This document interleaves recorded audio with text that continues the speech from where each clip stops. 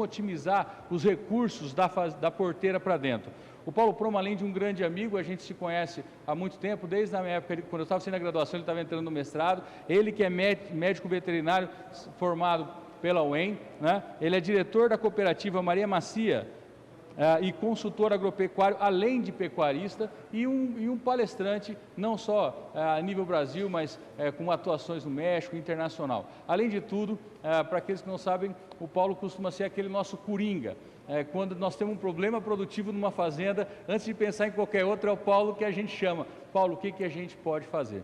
Então, Paulo, seja muito bem-vindo, espero que aproveite bem o seu tempo e que vocês aproveitem muito bem essa apresentação. Obrigado, Rodrigo, muito obrigado mesmo. Eu recebi esse convite com uma honra, é uma alegria imensa. Então, agradeço novamente ao Rodrigo e toda a equipe Terra, que eu admiro particularmente muito. Também agradeço ao Canal do Boi pela iniciativa, pela Terra, pela iniciativa. Em momentos de restrições, nós estamos aqui reunidos e conseguindo conversar com um público amplo, aqui no estúdio, com convidados também. Então, é uma alegria muito grande estar aqui com vocês hoje. Bom, o nosso tema proposto, nós vamos ver aqui no slide já, é de fato essa questão da otimização. Então está lá, otimização de recursos da porteira para dentro, né? Então, para nós iniciarmos, não perdermos tempo, eu trago, é bom às vezes pegarmos as definições, e aqui a palavra-chave é otimizar. Então, do dicionário, nós podemos dizer que otimizar nada mais é do que criar condições mais favoráveis, ou ainda, otimizar também pode ser definido como tirar o melhor partido possível de, ou, para simplificar, otimizar poderia ser tornar ótimo. Então, hoje o objetivo nosso aqui é trazer perguntas para vocês, produtores em casa, para o estúdio, né, de como nós podemos tornar ótimo, melhorar o nosso negócio dentro da porteira. Então, o que nós temos observado, o Antônio Schacker foi muito feliz, como sempre, muito gostoso assistir a palestra dele, e ele dizia que a pecuária é a atividade dos detalhes, eu concordo 100%, de fato é, então nós temos que prestar atenção nos detalhes, e a gente pode dizer que existem inúmeras torneiras abertas nas propriedades. Se nós começarmos a fechar essas torneiras, vai sobrar mais água na caixa, e é isso que a gente precisa. Precisamos olhar onde fechar essas torneiras que estão abertas. E aí, o tema de hoje é a otimização, conversando com o Rodrigo, a ideia foi trazer informações de técnicos, zootecnistas, veterinários, agrônomos, que visitam muitas propriedades no Brasil inteiro. Então, eu pude conversar com vários deles e montei, então, esse roteiro em cima de onde eles enxergavam mais locais de possibilidade para otimizar. Então, eu faço aqui um breve apanhado dessas informações. Então, as maiores dificuldades observadas, onde nós podemos otimizar, estaria, olha que interessante, pelas respostas apontadas, 61% estaria relacionado ao confinamento. Então, veja, o confinamento ele acaba sendo assim a origem de mais questionamentos, de mais dúvidas e muitas vezes mais problemas. Mas não que os demais itens sejam menos importantes, não. Pelo contrário, nós podemos ter itens mais importantes nos demais do que no confinamento. São fazendas de recria e engorda, de ciclo completo. E quando nós apuramos os demais itens, o que chamou a atenção para os nossos colegas foi itens relacionados à gestão, sanidade, suplementação, produção de volumoso, a cria como um todo, a integração lavoura-pecuária e pastos. Então, nós vimos muitos pontos para se melhorar dentro de cada uma dessas áreas. Volto a dizer, não que o confinamento foi o mais importante, mas foi onde teríamos mais problemas, mais cancha para otimizar. Mas tudo bem. Então, nossa ideia é dar uma pincelada nesses itens de maior relevância aqui hoje. Lembrando que o Rodrigo disse, no minicurso nós acabamos aprofundando mais, né? Mais tempo a gente conseguiu aprofundar mais. Aqui ficou algo um pouco mais superficial. Mas vamos lá. Bom, eu começo com esse item que estava lá, né? Esse item que estava anotado como gestão. É muito difícil vir aqui falar brevemente sobre gestão, depois do Schacker, depois do Rodrigo Patucci. Vamos deixar o pessoal da Terra falar de gestão, mas eu trago aqui os pontos que nós temos observados nas fazendas. Então, a ideia é que eu faça algumas perguntas para vocês de casa e que vocês mentalizem as respostas aí, né? O que vocês podem responder dessas perguntas que eu vou trazer para vocês aqui hoje. Então, eu começo com essa.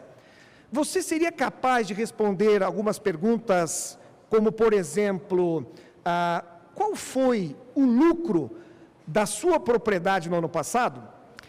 O Cháquere acabou de dizer alguns números, o Rodrigo tem na ponta da língua, e o que nós apontamos nas propriedades que foram visitadas? Que a grande maioria não sabe. A grande maioria não sabe qual foi o lucro. A grande maioria não sabe qual foi a produção. A maioria não sabe.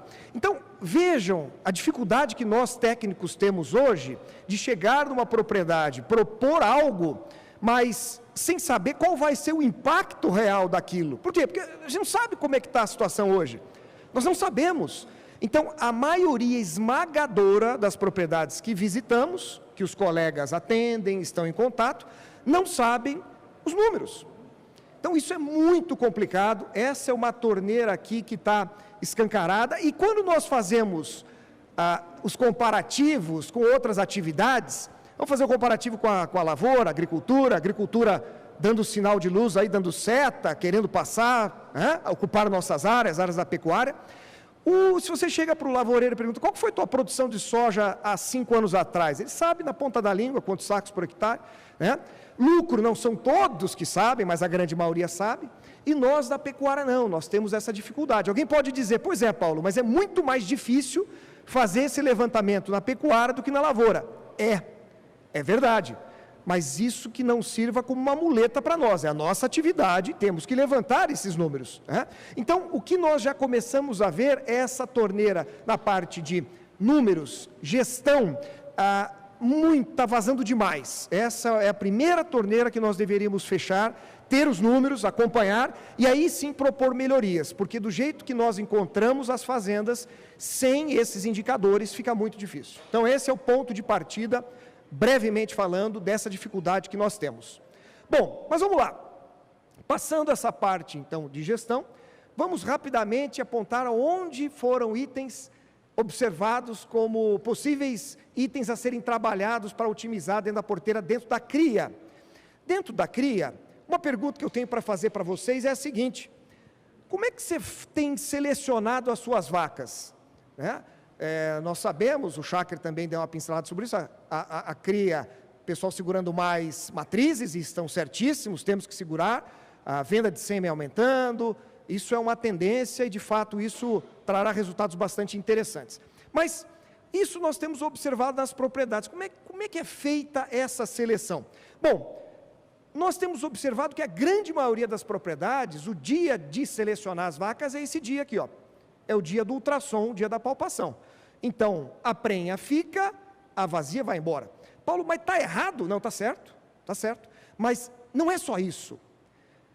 Eu não sei se vocês já tiveram a oportunidade de ver, no dia do ultrassom, da palpação, o campeiro, quando deu positiva a prenha, uma vaca, ele fica triste. Vocês já viram isso?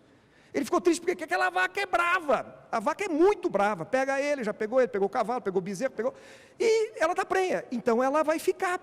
E ele falou, rapaz, eu torcia para ela estar vazia. Gente, que seleção é essa que a gente está fazendo? Né? Aquela vaca ali dá bezerros fracos, está prenha, fica. Aquela vaca tem teto grande, os bezerros. Então, será que estamos fazendo certo? Estamos, aqui está certo. Mas e uma pré-seleção? E nós temos visto que não tem sido feito. Na maioria dos casos, não temos visto isso. A seleção está restrita ao dia do diagnóstico de gestação. Então, isso aqui é algo a nós que precisamos trabalhar, né? Eu dei o exemplo aqui. A gente tem que lembrar, quem fica são os melhores, né? O Cháquere falou da seleção, tem que falar esse time aqui, hein, Cháquere? Seleção de 70. São os melhores de cada time. Então vamos lá, as vacas bravas não estão fora, as vacas que desmamam bezerros está fora. Isso nós precisamos, é um pontapé inicial, chamar aí o pessoal da seleção, deixa esse pessoal trabalhar, né? Então, como é bom você chegar numa propriedade de gado Nelore comercial, não de baia, comercial, e você ir no lote dos bezerros, e os bezerros virem te cheirar, as mães estão tranquilas, né? Porque nós sabemos que há uma herdabilidade interessante do temperamento, você construir isso dentro do seu rebanho. E nós sabemos também que você vai ter menos acidentes, você vai ter mais prenhez, você terá mais ganhos e você terá um produto de melhor qualidade. A ciência comprovou já essa questão de qualidade de carne, os ganhos maiores com animais mais dóceis. Então isso aqui fica para a parte da cria, essa torneira a ser fechada, no momento de selecionarmos as nossas matrizes. Cuidado, vamos fazer uma pré-seleção não só no dia do diagnóstico de gestação. Bom, dando continuidade ainda dentro do segmento cria, essa pergunta a ser feita, né? As suas vacas prenhas, elas passam por momentos difíceis? O que eu quero dizer com isso? É muito comum também, após esse dia do diagnóstico de gestação, as vacas prenhas, então, nós falamos, então deu prenha, deu. Então esse lote vai lá no fundão, vai lá, tá prenha. Depois a gente, né? Pessoal, o que está se mostrando hoje? A pesquisa tem mostrado a importância da nutrição durante a vida da gestante. Então a programação fetal e a pesquisa tem evoluído muito, como é gostoso ler trabalhos que trazem esse assunto para nós. É um assunto extremamente importante que a gente está conhecendo mais agora, né? Mais recentemente. Então o impacto da nutrição da fêmea, da gestante, na vida futura da sua progênie, que é algo extremamente relevante. Então eu trago aqui, até por causa do tempo, apenas um trabalho clássico, mas para ilustrar bem isso, 2010, onde 2 lotes de vacas gestantes foram manejados de maneira idêntica. A diferença foi que, durante o terço médio de gestação, um lote teve acesso a pastos de melhor qualidade, o outro permaneceu em pastos nativos, ok? A única diferença, pessoal, foi essa: foram 60 dias que essas vacas tiveram em pastos superiores, só. O restante, tudo igual. E o que aconteceu aqui? Aconteceu o seguinte, aconteceu que os filhos das vacas, que tiveram 60 dias de pasto melhor durante a gestação, ganharam 167 gramas a mais no confinamento. Foi tudo igual, eles nasceram igual, desmamaram igual. Lá na frente, houve essa expressão do que a mãe dele passou lá atrás, 167. Isso correspondeu a um abate com 23 quilos a mais, certo? Não só isso, pessoal, também na qualidade de carne. Esses animais depositaram mais gordura no subcutâneo e, olha que interessante, tiveram também carne mais macia. Então veja, é uma coisa incrível. Como é que 60 dias de gestação de pastos diferentes impactaram em desempenho e qualidade de carne? Então isso a gente tem muito para aprender com a ciência ainda, mas o que está saindo, o que a gente está extraindo desses dados é o seguinte, é que não tem mais espaço para não tratar bem as vacas. Quer dizer, vaca gestante não pode mais ir para o pasto do fundão, elas têm que estar numa nutrição adequada, uma nutrição que realmente vá atender e vá permitir que a progênie dela vai se expressar bem futuramente. Então isso aqui é algo que a gente vai ficar muito atento para os próximos anos, algo para não esquecer, né? Ok. Dando sequência nos itens que nós temos observado, entra agora o item sanidade, e esse item é um item bastante negligenciado, muito negligenciado. Então vamos lá, pergunta para vocês, sua propriedade tem um cronograma sanitário bem estabelecido? É feito isso? Está lá na parede, os colaboradores enxergam, todo mundo sabe o que vai acontecer em novembro? Todo mundo sabe, já é março de 2021, o que vai acontecer? Todo mundo sabe? Vocês vejam a simplicidade dessa propriedade, Excelzinho, né? E o produtor foi lá, e não é nenhum cronograma sanitário, cronograma geral, mas está lá, estação de monta, todo mundo sabe os meses, palpação, protocolo hormonal, todo mundo sabe quando nós vamos utilizar, quando nós vamos comprar o protocolo hormonal, e assim vai, pessoal. Nascimento, se o nascimento são nesses meses, os nascimentos, então eu já tenho que ter um protocolo com o nascido, né? As desmamas, aí você vem a bateria de vacinas, quando que eu faço a lepto, IBR, as clostridioses, está escrito carbúnculo, o carbúnculo, né? Então isso aqui todo mundo tem que estar ciente quando vai acontecer. Está lá, até mesmo entra aqui a mineralização. Quando que vai entrar o sal 60? Quando que vai entrar a reprodução? Porque o que a gente vê nas fazendas? Chega o mês, não começou. Putz, esqueci, era esse mês, né? Pois é, era esse mês. Não, mas eu não comprei ainda. Então, infelizmente, isso ainda acontece. Nós temos visto na propriedade. Falta esse cronograma, esse planejamento. Importante não só para o proprietário, para o gestor, fundamental para a equipe. A equipe tem que estar antenadíssima, saber o que vai acontecer em todos os meses do ano. Paulo, mas isso é básico. Pessoal, é básico, mas a gente está vendo que está escapando. Inclusive, aqui eu faço um adendo. Vocês que estão assistindo, falam, putz, tudo que você falou eu faço. Pois é, dou os parabéns, mas infelizmente, a maioria que a gente visita ainda não faz. Então, isso aqui é importante até como uma reciclada, né? Tudo bem? Simples, né, pessoal? Uma coisa simples pra caramba. Bom, ainda em sanidade. Pergunta, você poderia consultar quais vermífugos foram utilizados na propriedade dos últimos 5 anos? O que a gente tem visto? O produtor não sabe, ele vai consultar, mas ele não vai achar. Não vai achar. E o que a gente vê é que quando o produtor sabe, na maioria das vezes, se preocupe, porque é que ele faz o mesmo. Então ele faz o mesmo, 5 anos fazendo o mesmo. Eu sei qual que é, porque eu faço há 5 anos, eu faço o mesmo. Pessoal, cuidado, estamos entrando em 2021, outra pecuária, outro nível. Você veja aqui, ó, ivermectina é uma molécula extraordinária, que hoje em muitas propriedades não dá para usar mais. Ela é boa, é espetacular. Mas nós, infelizmente, nós não soubemos usar, nós exaurimos o potencial de ação dela. Então, um trabalho mostrando que, mesmo alta concentração de ivermectina, resistência. E aí? Então, é importante o produtor sentar com a pessoa de confiança, né, a pessoa que vai dar um auxílio bom na parte de sanidade, e montar um cronograma com princípios ativos diferentes. Existem inúmeros princípios hoje que a gente tem que usar, alguns esquecidos, alguns baratinhos, mas que a gente esquece, que são muito eficientes. Um levamisol, um sulfox de albendazol, um fembendazol um pouquinho mais caro, mas extraordinário. Então, veja, é algo que está passando batido. Olha a torneira aberta, estamos perdendo, estamos deixando de ganhar. Então, isso vale a pena gastar um tempo, fazer um cronograma, estabelecer os produtos, olhar o que foi usado e fazer uma projeção futura. Importante demais isso, né? Bom, outra, você segue os protocolos bem definidos? Quais protocolos? Bom, vamos lá. Nascimento. Nasceu, ninguém precisa perguntar para você, o que vai nascer, o que eu tenho que... Não, todo mundo já sabe. Doramectina, pô, o princípio que vai melhor contra a bicheira, vamos usar Dora, vamos, beleza. O que mais? Um coccidiostático? Faz. O que mais? Uma vitamina A que está dando resultado em desempenho? Beleza. Além da cura do umbigo? Pessoal, é isso, mas isso aí já é estabelecido. Não é uma novidade quando começa a descer, a pingar bezerro. Não, todo mundo já sabe, está tudo comprado, não tem novidade. Então, isso aqui é uma coisa que a gente precisa ter. Na desmama, o que você vai usar na desmama? Oportunidade interessante de usar outros princípios, uma alongação. O que mais que você vai fazer na desmama? Animais fracos, o que a gente faz com o animal fraco? O que a gente faz em entrada de confinamento? Protocolos bem estabelecidos. Então, o confinamento, faço doença respiratória ou não faço? Isso aí no minicurso a gente até aprofunda um pouco. Eu falo para você fortemente, faça doença respiratória, mesmo sem sintoma.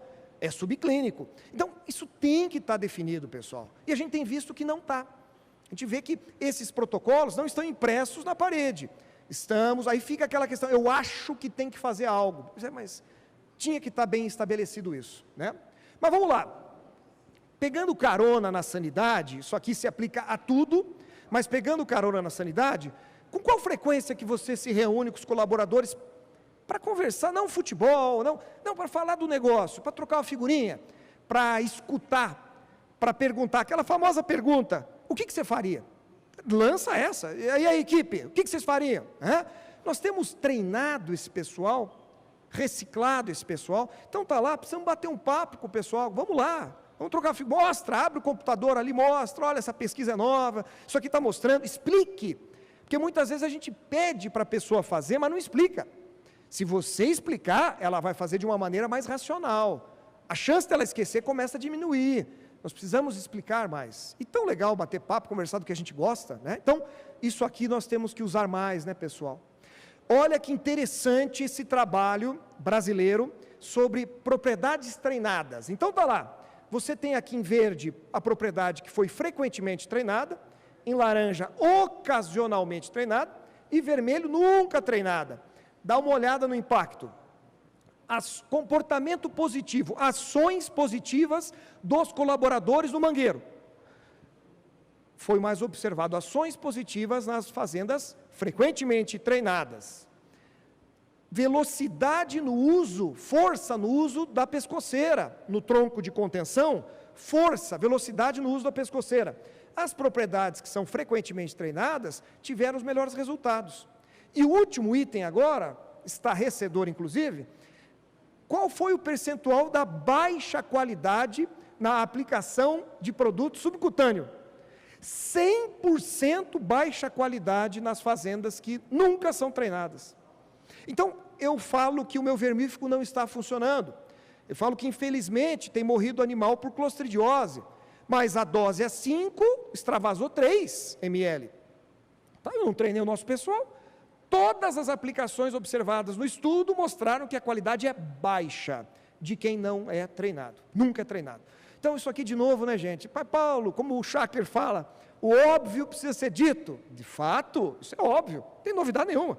Mas precisamos tirar o pé do chão, precisamos fazer isso aqui nas propriedades e temos observado que não tem sido feito na maioria das propriedades. Tem espaço para otimizarmos, tem torneira aberta. Vamos lá. Ok, vamos agora dar um pulinho na nutrição, uma navegada rapidinha na nutrição. Dentro da nutrição, produção de volumoso.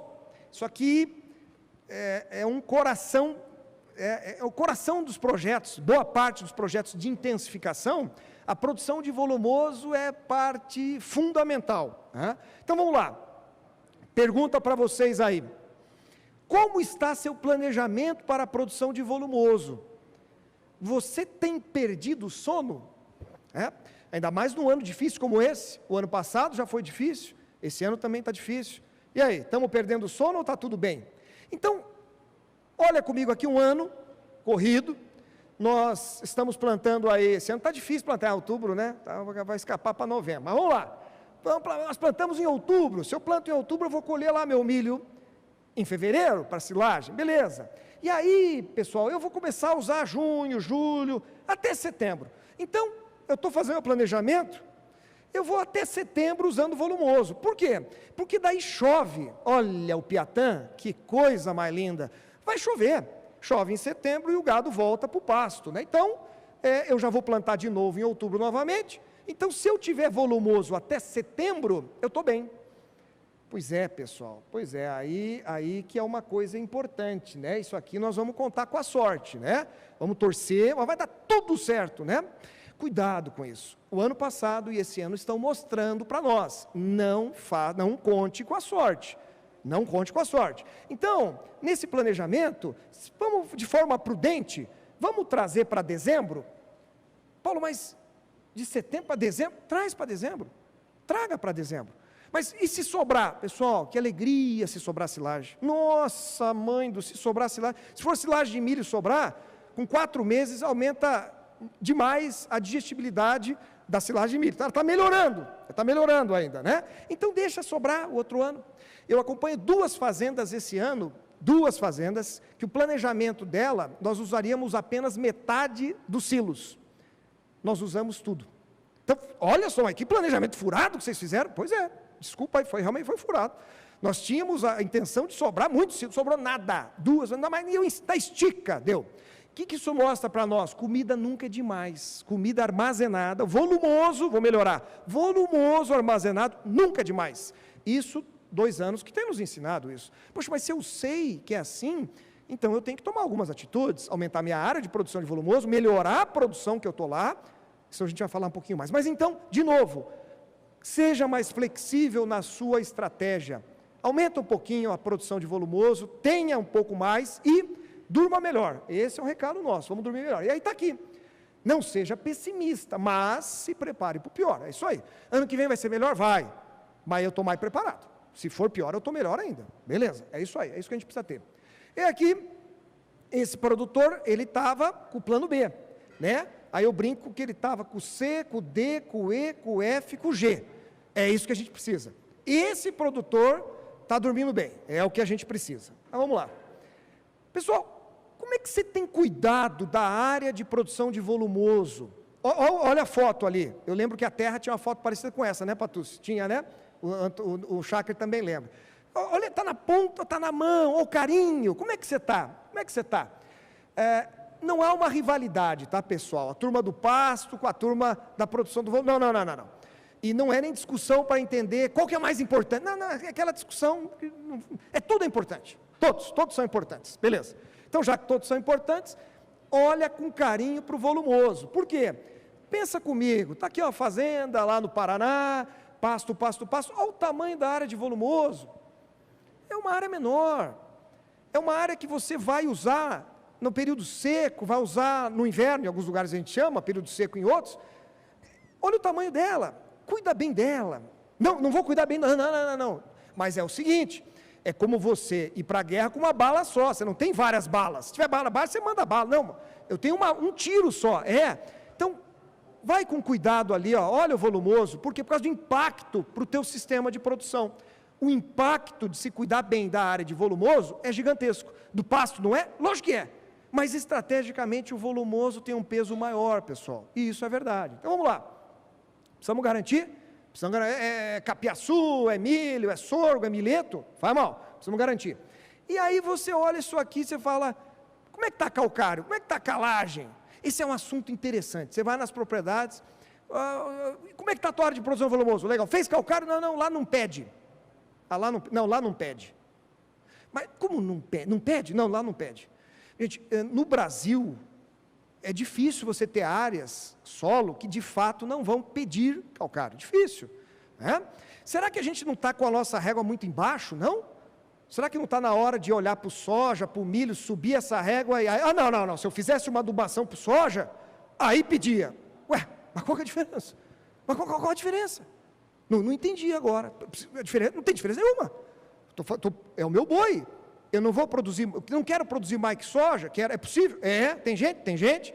Então, olha, fala com o agrônomo, conversa com o zootecnista, com o técnico, olha o solo, melhora, e olha com carinho que o impacto é gigantesco, pessoal. Olha o impacto do pH do solo, calcário. Puxa, Paulo, mas calcário em 2020? Calcário em 2020. Nós não estamos fazendo dever de casa. Olha o potencial produtivo do milho, quando você sobe o pH. Então, se eu estou com o pH baixo, eu jogo adubo. Rapaz, mas eu fiz uma adubação fantástica e a produção foi meio parecidona. Pois é, mas será que esse adubo está sendo, de fato, disponibilizado para a planta? Olha o pH. Quando você chega em 6,8, você tem 100% de potencial de rendimento. Aquele híbrido caro que você pagou no milho, aquele fósforo, potássio, você chega a 100% de potencial. Mas se eu não mexo, não trabalho com calcário, olha onde é que eu posso estar. 34, 73, a gente tem que correr atrás do 100. Aí você vê uma publicação dessa da Embrapa, sem calcário o adubo chega a render somente 27%.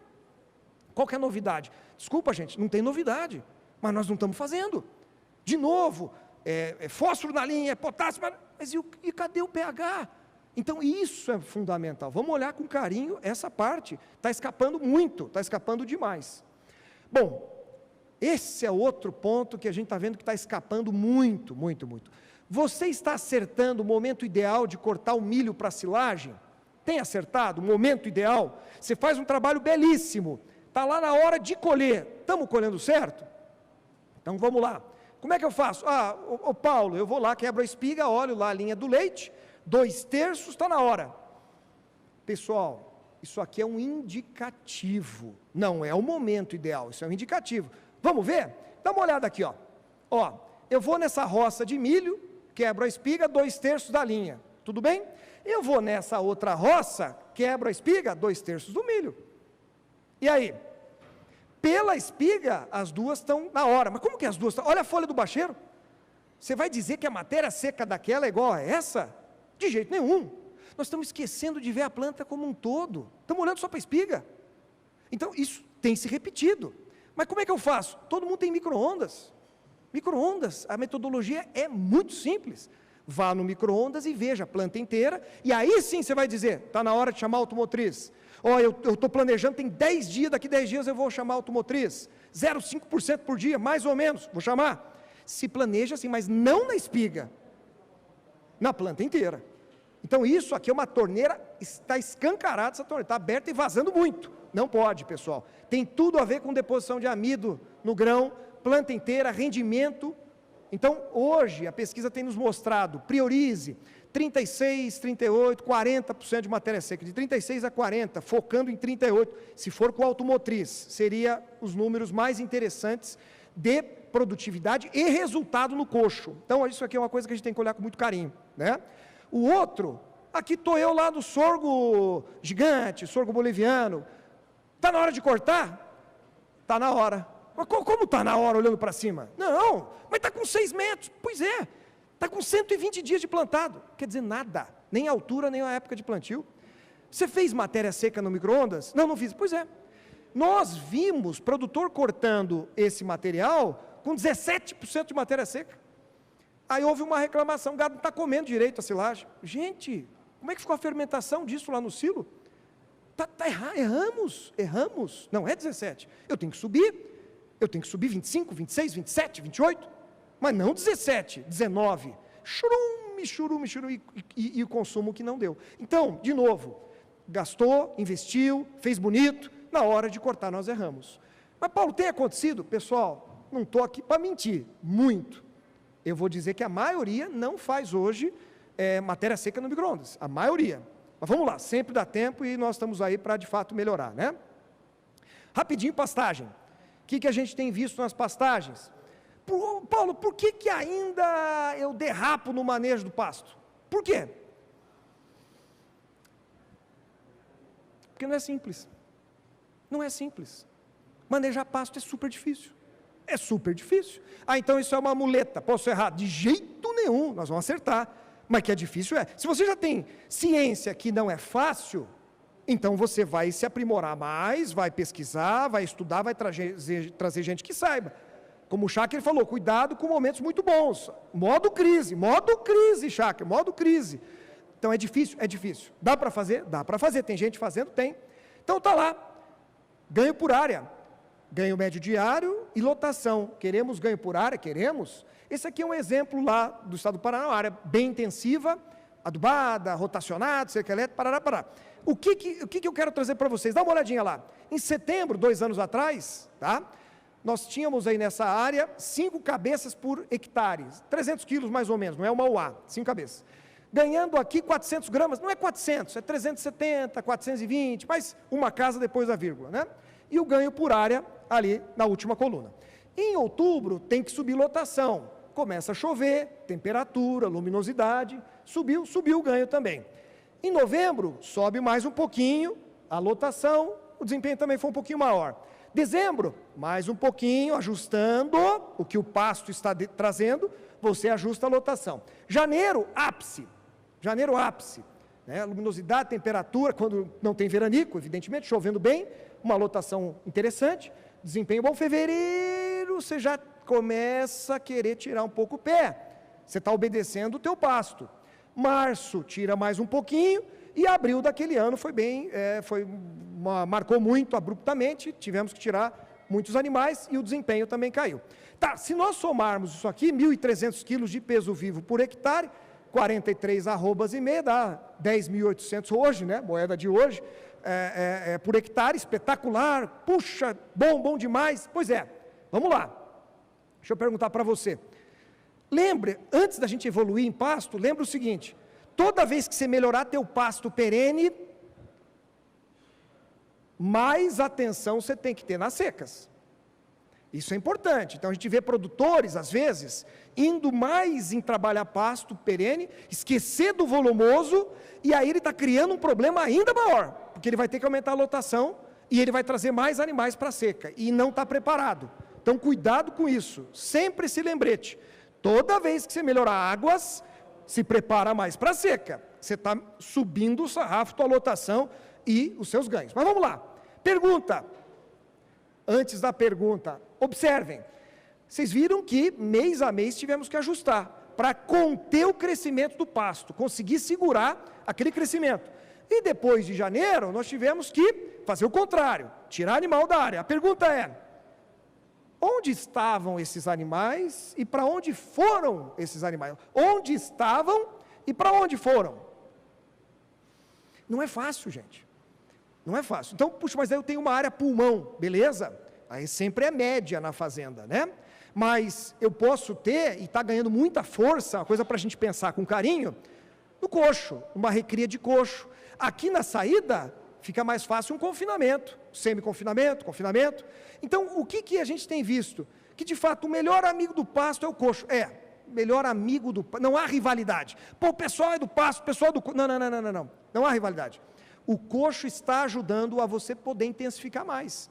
Não é fácil manejar pasto, mas quando você tem esse respaldo do coxo, você coloca o animal na hora certa e tira no momento ideal. É isso uma coisa para se pensar, né? Não é chegar fazendo, é algo para pensar, mas extremamente factível. Beleza. Outra pergunta, você tem conseguido respeitar bem o pasto? Como respeitar? Dá uma olhada aqui, ó. Ano difícil, eu estou com os pastos que infelizmente eu não consegui segurar. Na minha estratégia não deu, e o pasto ficou realmente numa situação complicada, rapado.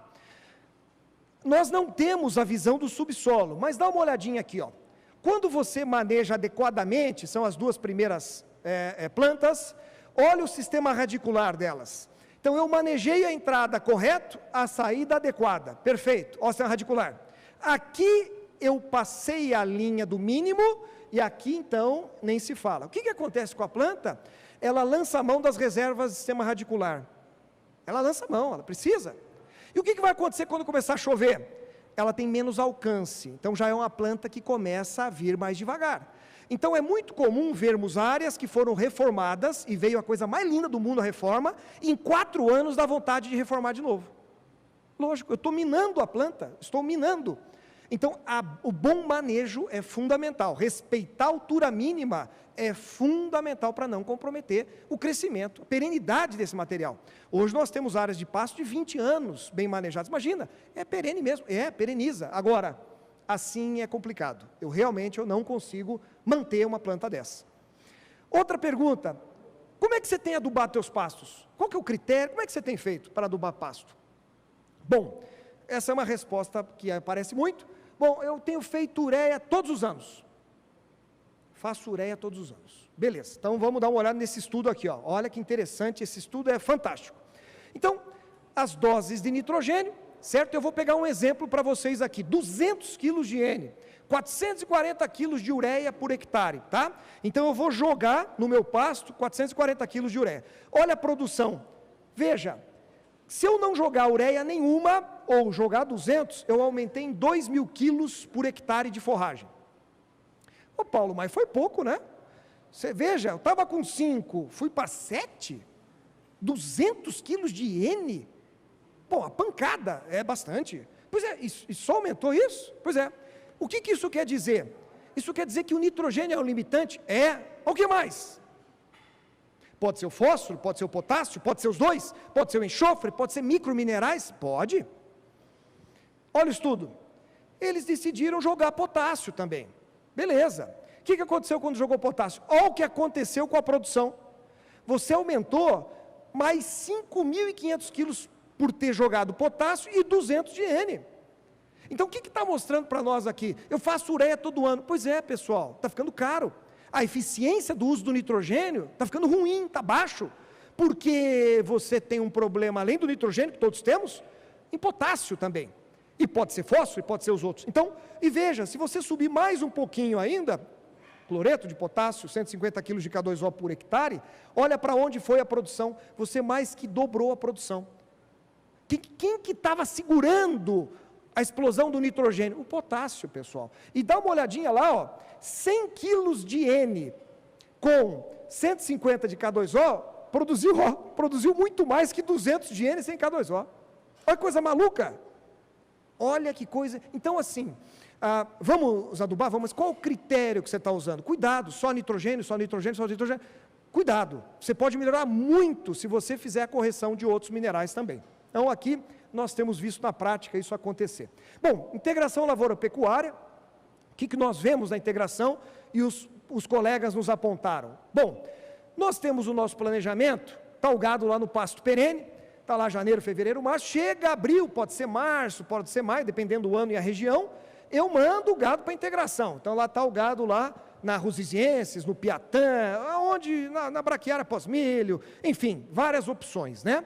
Depois, a hora que o pessoal da lavoura começar a dar luz alta, né, pessoal, tira o gado daí. Esse gado volta para o pasto e maravilha, né? Mas, gente, de novo, é isso que realmente acontece na prática, né? Pega o ano passado, pega esse ano. Então, de novo, o que está acontecendo? Eu vou dar só um exemplo da saída, não da entrada. Da saída, olha lá, ó. Então tá lá, ó, a agricultura deu sinal de luz, tira o gado, ó, o pasto perene. Perdeu o que você produziu na integração, boa parte, porque você não tem onde retornar o gado. Pessoal, aí não dá. Então, o que está ganhando muita força? Olha o gado lá, olha lá, a recria intensiva no coxo, comendo volumoso, ganhos intermediários, arroba cara, cuidado, foi batido nessa tecla, cuidado com o caro, cuidado com o desembolso. Olha lá, será que vai ficar caro você manter a taxa de ganho neles, desses animais? Só voltar na hora que você tiver pasto. Lembra da raiz? Eu vou voltar aqui a hora que a altura mínima, a altura de entrada for respeitada. Eu não vou entrar no rapadão. Olha o que acontece com a raiz, pasto perene. Gente, baita sacada, não só aqui, como lá. Porque muitas vezes o teu pasto perene está minguando e a integração não deu sinal verde ainda. Então eu posso perfeitamente ajustar minha lotação ali também. É uma baita ferramenta. Baita ferramenta. Por isso que nós temos que ser muito bons na produção de volumoso. Você ganha o jogo produzindo bem volumoso, né? Então fica aqui também algo para pensarmos com carinho. Suplementação, estamos chegando aí na reta final, né? Nosso horário para não estourar. Suplementar, né?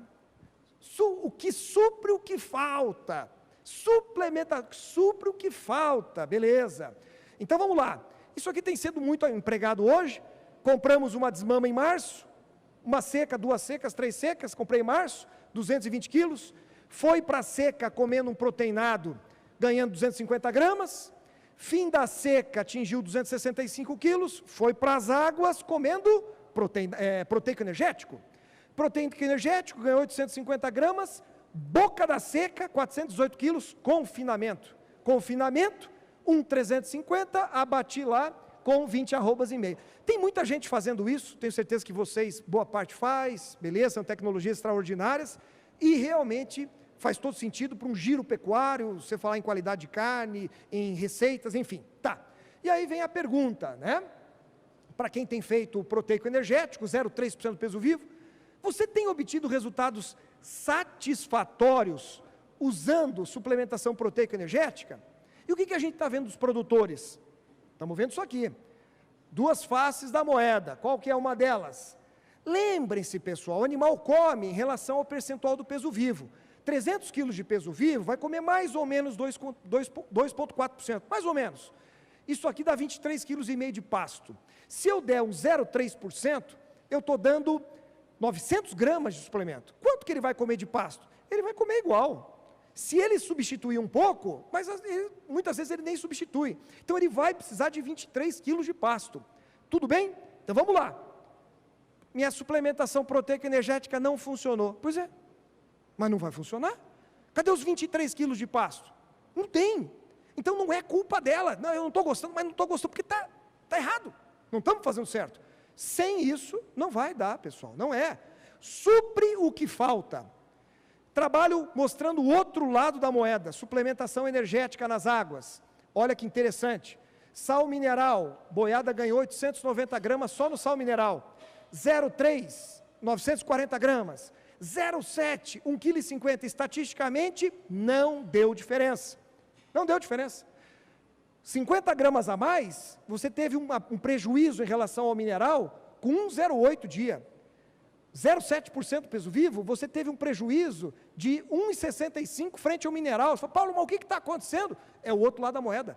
Qual? Olha aquele desempenho ali, ó. Mineral ganhando 900 gramas dia. O que pode estar te mostrando isso, pessoal? Sobra de pasto. Faltou ajustar a lotação. Muitas vezes pode ser isso. E aí, proteico energético não consegue dar o adicional que ele deveria, porque já está ganhando muito. E aí pode ser que eu errei na minha estratégia de lotação. Eu deveria ter aumentado um pouco mais a lotação, e aí sim, eu estou visando ganho por área, meu energético poderia ter funcionado, que é o que mostra aqui. Para obtermos melhores resultados com a suplementação, o adequado manejo do pasto é fundamental. Dá uma olhada, esse trabalho mostra isso. Proteico energético, mineral ganhando 700 gramas. Opa, parece que há um equilíbrio. Proteico energético, 970, 270 gramas a mais, 38% a mais. Quanto que deu em reais? Mais ou menos 94 centavos a mais. Né? Então, isso aqui é algo que dá para ser feito energético. Proteico energético pode nos propiciar isso aí, mas com manejo adequado. Né? Bom, eu só queria confirmar quanto tempo aqui, que eu dei uma perdida no tempo, mas vamos lá, daqui a pouco eles vão me avisar. Eu não consigo enxergar. 5, obrigado. 5 minutos, vamos lá. Eu não consigo enxergar a placa, essa é ótima. Vamos lá. Você tem usado aditivos nas diversas estratégias nutricionais? Não vamos entrar nesse assunto, mas eu digo o seguinte: escolha com a sua pessoa de confiança, aquela lista enorme de aditivos, aquilo que você confia, que tem um respaldo técnico, mas o recado que eu poderia dar é o seguinte: não deixe de usar, não deixe de usar. Em todas as categorias tem espaço de colocar aditivo, não deixe, porque o retorno é muito interessante. Mas vamos lá, reta final, 5 minutos, confinamento, finalzinho, finalizando. O que nós temos visto no confinamento, pessoal? As queixas, onde dá para otimizar o confinamento. Será que o número de colaboradores está do tamanho, está adequado ao confinamento? O que nós temos visto em muitos casos? No limite, está para estourar, está no limite. Por quê? Porque, pessoal, está lá o nosso tratador, ele tem que ver lá, ver o alimento, limpa o bebedouro, faz a mistura 1, 2, 4, 5 no dia, chega lá, tem que limpar o esterco, e animal que está com sintoma, engorda intensiva, trabalho intensivo. Aí então você está falando que tem que contratar? Não, a gente sempre tem muita segurança para contratar, mas muitos confinamentos mostram, cuidado, eles não estão dando conta. Então olha essa conta rapidinho falar nisso, olha lá. Eu tenho um confinamento pequeno, 300 cabeças, confinei 300 cabeças minha lá, vai girar, tem um funcionário lá, Esse funcionário, se der tudo certo, essa boiada tem o potencial de ganhar 1.400 por dia. Então, se o meu funcionário limpar o bebedouro, tratar todos os dias corretamente, domingo não tem pichoteada, limpou baia, não tem macho inteiro cruzando baia, está tudo certinho, vai ganhar 400. Mas se ele não deu conta, ele está sobrecarregado, escapou um machinho, faltou água lá, não limpou, tinha que tratar 4 vezes, tratou 3, fermentou, eles ganharam 1.300, está no limite do funcionário. Qual que é o impacto? 33 arrobas no mês, eu poderia ter contratado 3 colaboradores a mais, ou eu contrato um e me sobra R$5.000. O que eu quero mostrar com isso? Muitos dos confinamentos que a gente acaba tendo acesso, nós vemos que estão no limite, os colaboradores estão no limite. Cuidado com isso, pessoal. Pode parecer que você está fazendo um bom negócio, cuidado. Não estou dizendo para ter cabide de emprego, não é isso? Equilíbrio, mas nós estamos vendo que está escapando de algumas áreas também. Vamos lá, finalizando, esse aqui é interessante, né? Como é que é feita a escala aos finais de semana? Paulo, mas isso é básico. É básico e não temos visto muitos avanços em algumas propriedades. Os substitutos também são treinados, então isso aqui é comum. O meu tratador é o melhor que existe, é o Pelé do trato, mas chega domingo que ele vai descansar, entra alguém que não é comprometido, vem alguém que é da lavoura, que não sabe, mistura, faz as batidas não tão bem feitas, né? O horário faz de manhã e o fim do dia, era para ser 4 vezes, isso acontece. Então o que eu precisava? Eu precisava que o folguista, que o domingueiro, eu precisava de um cara desse, do domingueiro, né? Então eu tenho um Pelé de segunda a sábado, aí o Messi entra domingo. O que eu preciso fazer? Treinar esse cara. Mas as pessoas não têm, é teu, a chave está aqui, vai lá. Precisamos treinar essa pessoa. É possível? É. Tem gente que faz? Tem. Então isso aqui é algo para também a gente olhar com muito carinho. Mas é isso aí, pessoal, o confinamento é rotina, sempre da mesma forma, nos mesmos horários, e agora sim, para finalizar, com essa chuva espetacular em Campo Grande, que saudade de chuva, né?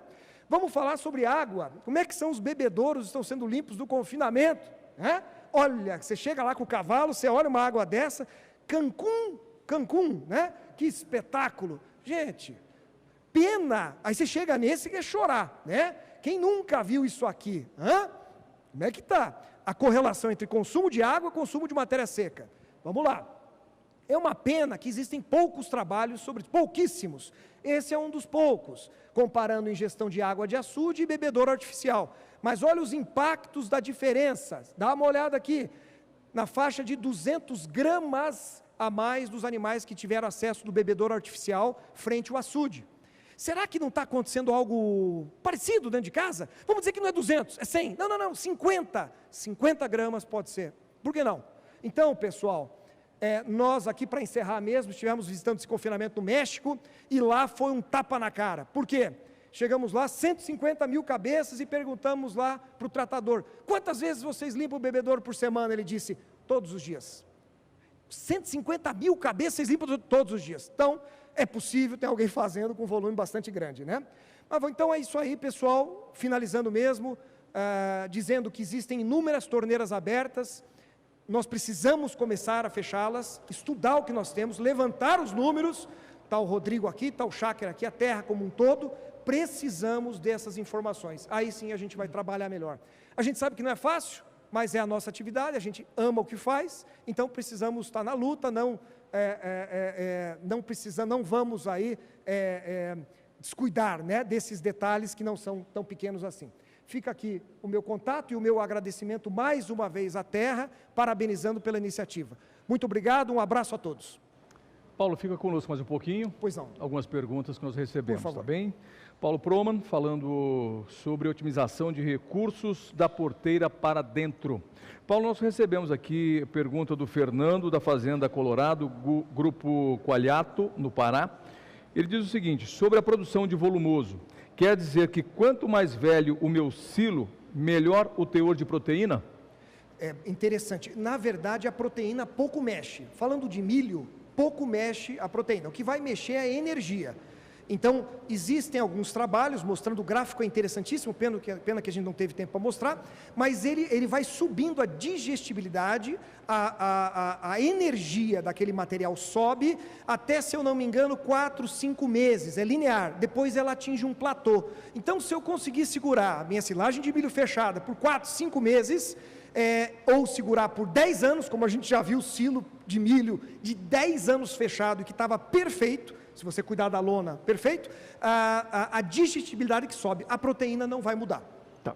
Ele continua ainda, consequentemente, maior teor de matéria seca, menos forragem utilizo na dieta. Está perguntando. Pergunto isso num confinamento. Perfeito, bem pontuado. Então nós saímos do milho cortado com 30%, 32% de matéria seca, vou para o milho de 38%, como ele bem argumentou. Então vai aumentar a matéria seca, eu acabo usando um pouco menos? Perfeito. Quando você fizer o ajuste da dieta e corrigir a matéria seca, você vai ver que a inclusão será menor. Matéria natural vai se gastar menos. Você está absolutamente certo. Ele continua ainda, para iniciar o corte da silagem, qual o ponto certo de matéria seca para o sorgo boliviano?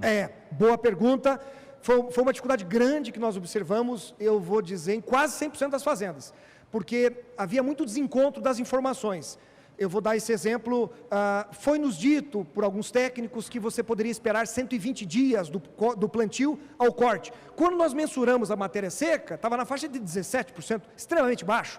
O que nós vimos que o sorgo boliviano, ele tem um ciclo muito longo, ele chegou a 156 dias para atingir 27% de matéria seca. Então o ciclo é longo, então eu não indicaria algo menos do que 25%, mas ele tem que então tomar cuidado e olhar com bastante carinho a questão desse ciclo maior, fazendo com constância, a cada 3, 4 dias, a avaliação via micro-ondas. Claro que preocupado com o preço do milho, ele pergunta ainda, volumoso, hoje temos diversas opções, milho, sorgo, milheto, pânico, além do feno, qual o ideal para esse momento que a gente está vivendo por conta do preço dos grãos? Perfeito.